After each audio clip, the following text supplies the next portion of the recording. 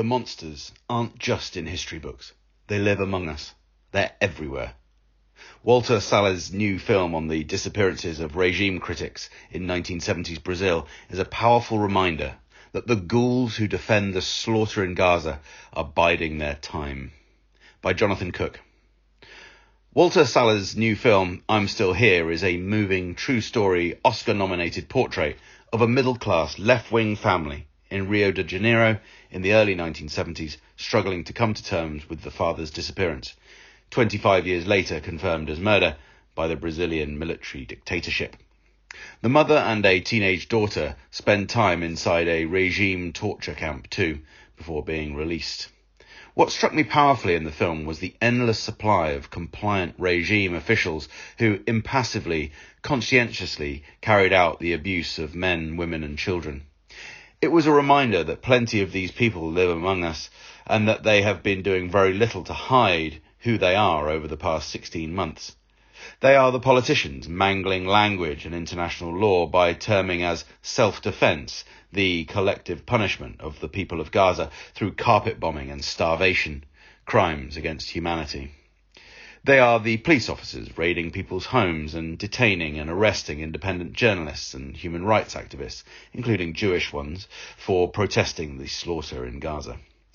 They are the establishment journalists pretending the carnage inflicted on the people of Gaza is just another routine news story, less important than the death of an elderly actor or the latest outburst from serial misogynist Andrew Tate.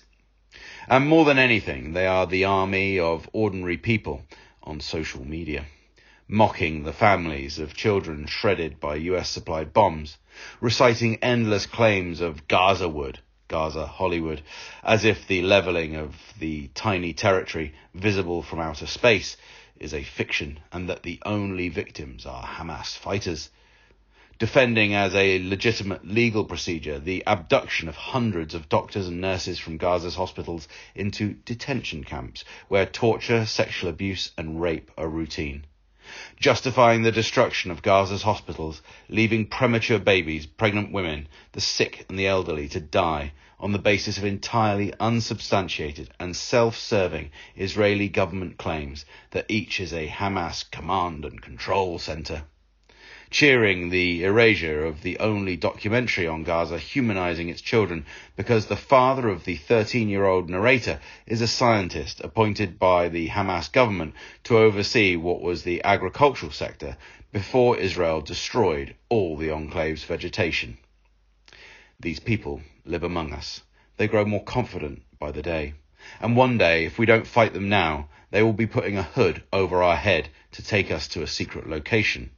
They will be across the desk, asking us the same questions over and over again, making us pore over photo albums to find faces we recognize, people we can inform on.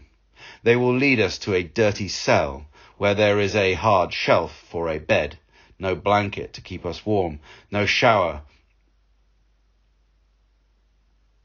They will lead us to a dirty cell where there is a hard shelf for a bed, no blanket to keep us warm, no chance to shower, a hole in the ground for a toilet, and one meal to sustain us through the day.